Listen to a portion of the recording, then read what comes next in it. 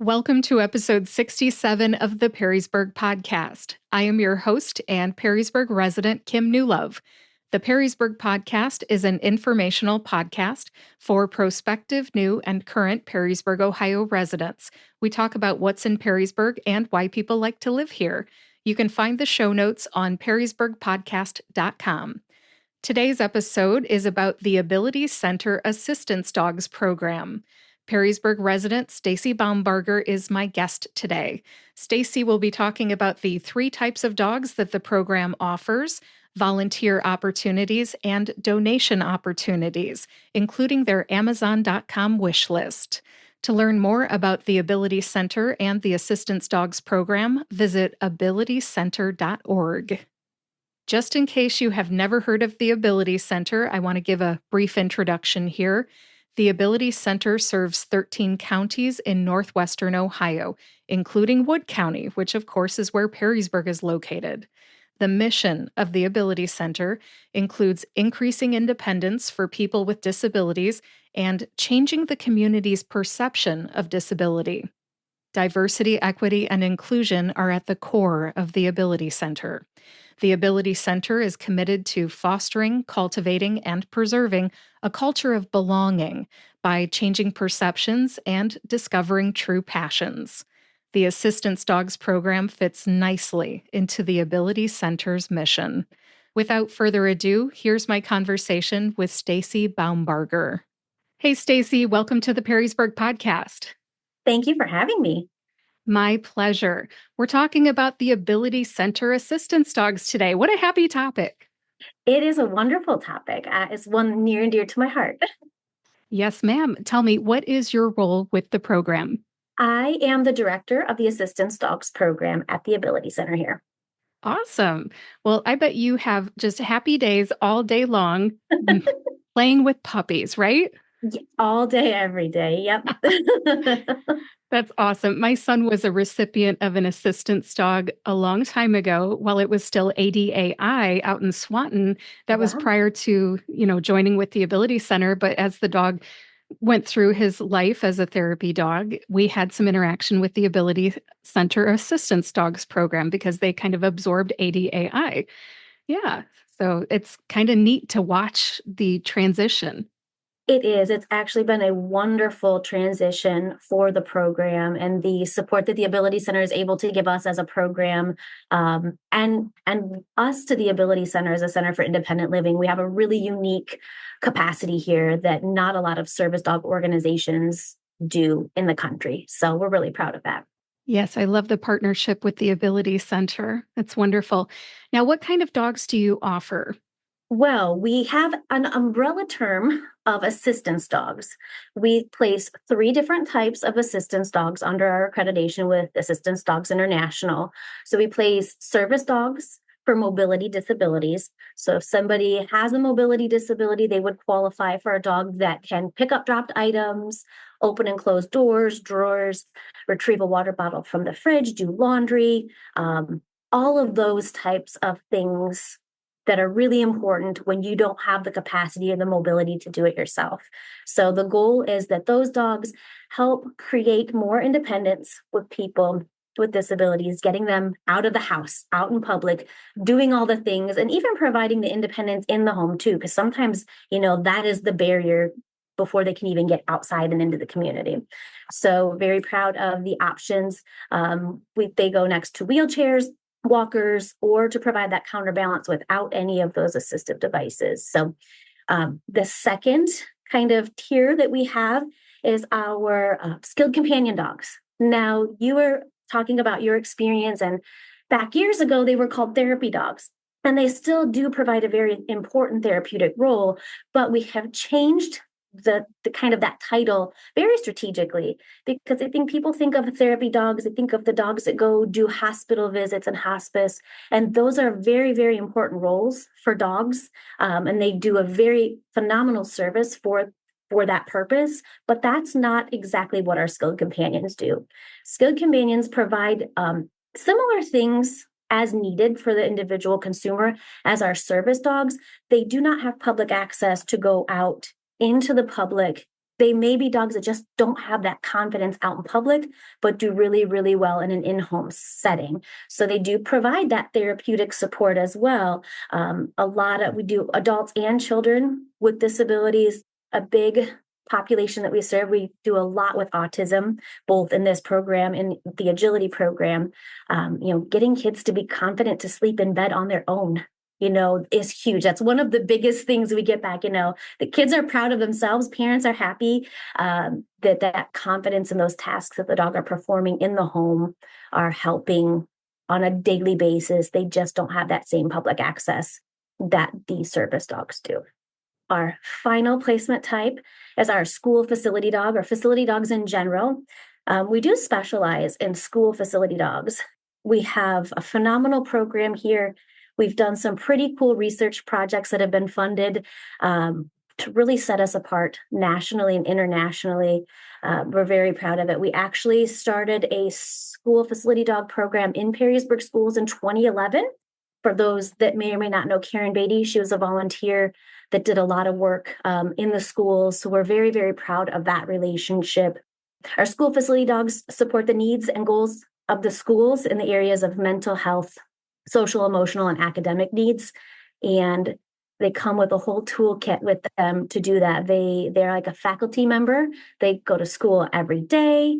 They're there for support whenever needed. And they do serve a huge purpose for the entire school community, which is the great part of that type of placement. So, we do a lot with all kinds of people and disabilities. So we touch a lot of lives.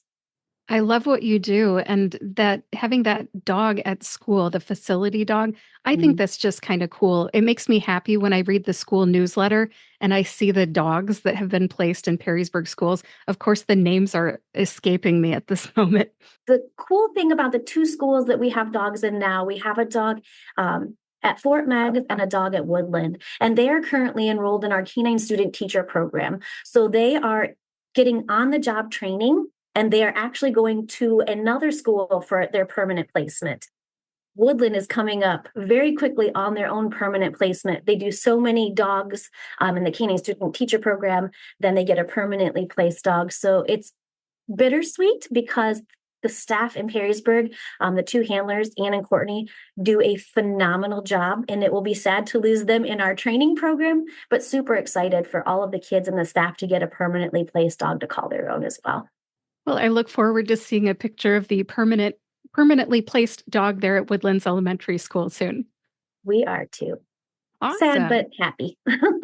I know. It's the circle of life, right? The It dogs have to is. get trained, right? And this Yes, is they do. kind of like their part of their graduation program, right?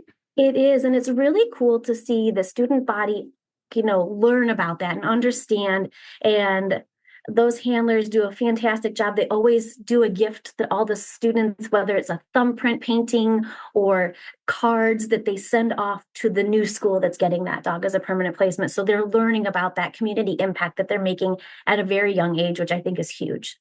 I just said the word graduation a little while ago. Graduation's coming up, isn't it? In November? Graduation actually just happened. Our official graduation ceremony was on October 19th. We do have a team training class coming up in November that we're placing for service dogs with their handlers. So that's two graduations a year, but we have several different classes and we kind of pool them together. So it's a big signature event that highlights all the hard work that both, our consumers and our staff do to get to that point. So it's really a wonderful event that we're very proud of. I was part of a graduation once upon a time when my son Yeah, got his dog. yes. His name was Bond the therapy dog. Back then they called them therapy Yep, dogs. that's okay. And yeah, I remember we got a picture in the paper, I think. I'll have to dig that out and see if I can put it somehow on the website so people can see it on That would be perrysburgpodcast.com. wonderful. Yeah, it was really a happy moment where we got to meet the person who trained the dog. Her name is Mhm. Susan Sire. Oh, Susan still volunteers for us. She just had a dog in the last graduation. Yep, Clove. So wonderful. Our volunteers tend to come and they stick with us. They believe in that mission, and Susan has a wonderful example of that. Yes, and it was really cool for us to meet the person, or Mm. one of the people anyway, who had a big hand in raising this dog and teaching this dog. And I think she felt really good because she got to see that we were the first dog I think she had trained, and Wow. she got to see who the dog was going to. And we had a relationship. So every time we would go to Cedar Point, because she lives in Sandusky, we would Yep. drop Bond back off at her house. She would Uh, offer to dog sit. love And it. that was wonderful. Yeah, we kept that relationship going. So you have good people, good volunteers. Yeah, we have amazing volunteers. We really do. We're always looking for more volunteers, always looking for raisers. That is something without the support of our community, we couldn't do what we do. So we have a puppy, we had a litter of puppies this morning, 4:30 it started, and we will need raisers for those puppies right after Christmas time, and we have another litter due in 2 weeks. So highly encourage anybody that feel so inclined to even learn more about our program, our volunteer opportunities, our donor opportunities, to go to our website. It's www.abilitycenter.org. And under the Assistance Dogs tab, you'll find ways to get more information about volunteering, inquire about getting a dog for yourself, someone you know, a child, and ways to donate as well. There's a Amazon wish list. We really appreciate any of those opportunities for people to click on that link, purchase something, send it right to us. We'll send you a thank you note. We appreciate every little bit helps. We also, are always looking for corporate sponsorships. We could not place dogs. We subsidize the cost of training for our dogs and that tuition fee so that it's affordable for anybody in the community. If we charged what we have into a dog, people can't afford $50,000 for a service dog. That's not attainable. We want to make it accessible to everyone. So we work really, really hard at subsidizing that. And we could not do that with our community partners, businesses, private donors, individuals. So it definitely is a labor of love. And it takes the entire community and all of our local communities to work together to make this possible for everyone. Stacie, you mentioned that you need puppy raisers. What all is involved in that? I have never done that. Well, puppy raisers will typically take a puppy into their home around 8 weeks of age. And the way that our training and our program works right now, it's typically from 8 weeks of age to about 20 weeks of age. 20 weeks is when the litter numbers work out right, that 20-week mark, they typically go into the prison program for further training. But during those initial 10 to 12 weeks, they need a little work on potty training. They come pretty good. They do potty pan training. They learn basic house manners. They get to just be a puppy. They get to learn about life and all of the fun things in a home setting. That home setting is so important at that crucial age where they're going through a major fear period in their life. Prison is not a home environment. Our prison training program is huge. It helps us a ton because there's a lot of training that gets done. But that initial puppy raising period is so important to lay the foundation for the rest of the puppy's lives. As ridiculous as that sounds, it really is that important. Our onboarding process involves an orientation, and you fill out an application and some paperwork. Weekly classes are provided here at the Ability Center. We provide everything for the puppy. We have a puppy kit that has everything that you will need to raise a puppy. We provide the crate, food, vet care. This does not cost anything to anybody that wishes to get involved as a volunteer opportunity. So that is one unique thing that not all opportunities like this provide. Thanks for talking about that. Do you have any other volunteer opportunities that you want to mention? That's a good question. They used to have puppy socialization events. That's what comes to mind. We used to do that years ago. We've learned a lot, especially since COVID, which limited us. We've scaled back in that because too much, too fast can also be a little detrimental to that development, and puppies can be overwhelmed. So we try to be very specific and strategic about those things, which make us sound like we're party poopers. but we do it for a reason. We will do a little bit of socializing for donor opportunities. If someone is thinking about naming a puppy, they get to come see all the puppies and play with them. We're very strategic about the puppies that we have naming opportunities for. We want to make sure they're most likely successful. So not as many social opportunities now as there were pre-COVID, but there are very good reasons for that. Thank you for mentioning that. Do you have any fundraisers coming up that you'd like my audience to know about?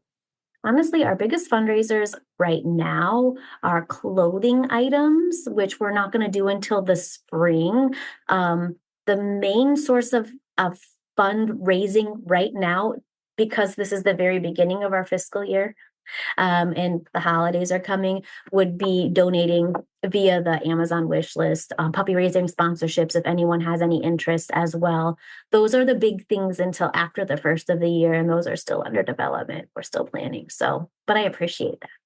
No problem. I remember you used to, pre COVID, have some sort of like a poker night. Yes, Dealing for Dogs was such a fun event. So Yes. much fun. And haven't done that. So COVID It interrupted things, darn it. It did. It sure did. And it's like, trying to rebuild the program after that. We had so many other things. It's like, where do you start, stop? Because we pretty much halted breeding. Things came to everybody stopped doing everything. So we've had to do a lot of rebuilding. And since it's a 2-year cycle with these dogs, it's harder to see that return on investment of work, not even money. So we're finally getting to a point where we're at the point with dogs that we're doing good with the breeding program and acquiring dogs. So the rest of that will fall now that we're stabilizing in that way. So excited for the future because we're gonna get back. It's just taken us a little bit longer than average. Thanks for talking about that. I'm sorry for the challenges you've had, but I think there's a lot of hope for the future. Oh, absolutely. We've come so far. We're still making a difference in so many people's lives. That's why we do what we do. And I'm just really, really lucky to have such an amazing staff here. Pretty proud of what we've put together and the passion that everybody has and the expertise that this group has. We're a small group, considering the number of dogs that we place and the dogs that we have in our program. Small but mighty, and we're doing great things. And we're really proud of it. Small but mighty. I like that. Yep. Stacie, is there anything you want to say about the connection between the Assistance Dogs program and the Agility Dogs program? Well, our agility program is a pretty phenomenal opportunity. It's also a program that there is nothing like it in the world, actually. We've done a lot of research, like who is doing what like this. Um, our agility program, the exciting part also about the agility program becoming part of the Ability Center is that we have now opened it up to kids and adults with all abilities. So it's like normalizing disability, which is so important. Like it's a social thing for anybody that wants to do it within our capacity that we have as far as classes. But it did start out as a program for kids with autism, and it has just grown by leaps and bounds. We have so many incredible success stories from that program, and kids that have gone on to do amazing things, and their parents are convinced it's because of the start they got with this program. So it also does a lot of similar things that school facility dogs do for the students while in school, but in a far different capacity here. And it's not just a fun and games social hour. They are, they're also working on colors and numbers and all kinds of other different things. We've seen nonverbal kids start to become verbal through this program, and it really has changed lives. And I know that sounds cliche, but a very, very cool program as well. One that I'm also very, very proud of. I'm a parent of a nonverbal or non speaking adult now. He's 21, and that would make me so excited if he were to start talking. We did take him to the agility program Mhm. there, and the Ability Center provided the dog. Do you still do Mhm. that? We do. Yeah, we do.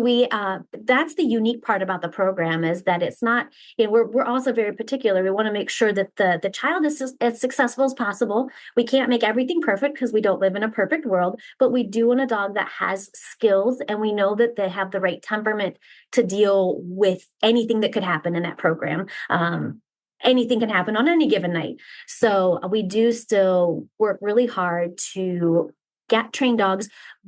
In the past, it used to be a lot of volunteers with dogs of different breeds. We've gotten to the capacity now where it's mostly dogs from our program that We have a couple of service dog clients that bring their dogs here just to see the kids run their dogs, which is awesome. And we also have students that have their own dogs from us, as skilled companion dogs. We have several that attend class with their dogs. And then we have, other dogs as well, staff dogs that are labs typically from our program, some other breeds, but that are very well vetted and tested, and we make sure they have the right temperament and fit very well. So that piece is a little easier because agility training is not always easy. Well, I'm happy to hear that you have such a unique program right here in Northwest We Ohio, and do. people from Perrysburg could get on your website, find out more Yep, about it, and maybe join a class, right? absolutely. And we would love that. We're in Sylvania. As a Perrysburg resident, I make the drive every day. It's really not that far, I promise. And we would love to have you. Awesome. Stacie, as we wrap this up, anything else you'd like to add? I don't think so. I'm really thankful for the opportunity to talk about our programming and how we could connect even as a community from Sylvania to Perrysburg and make an impact even further, another ripple effect. That's right.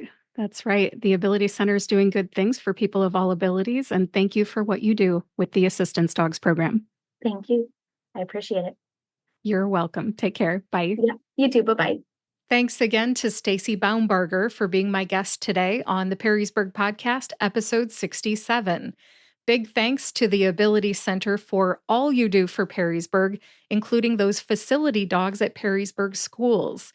According to PerrysburgSchoolsFoundation.org, Perrysburg Schools has a number of facility dogs. Would you like to know their names?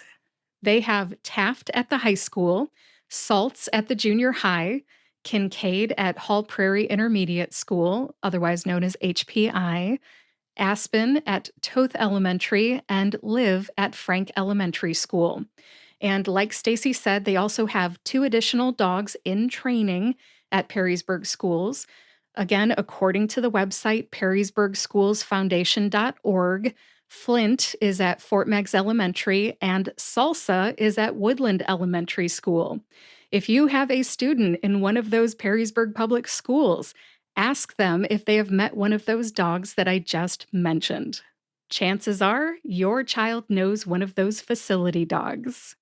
If you would like to see pictures of the Ability Center's assistance dogs, go to abilitycenter.org and click on the Assistance Dogs program, or check out the Ability Center's Instagram page. I'll put a link to both of those in the show notes on perrysburgpodcast.com. If you would like to volunteer with the Assistance Dogs program, maybe you want to be a puppy raiser, or maybe you want to donate money or items via the Amazon.com wish list.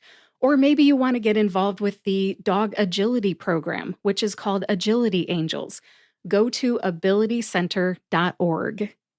Like Stacie said, they need puppy raisers right now. They need puppy raisers for about 12 weeks. That's just 3 short months, starting right after Christmas 2024. If you'd like your winter to go by fast, you can help raise a puppy. Sign up today on abilitycenter.org.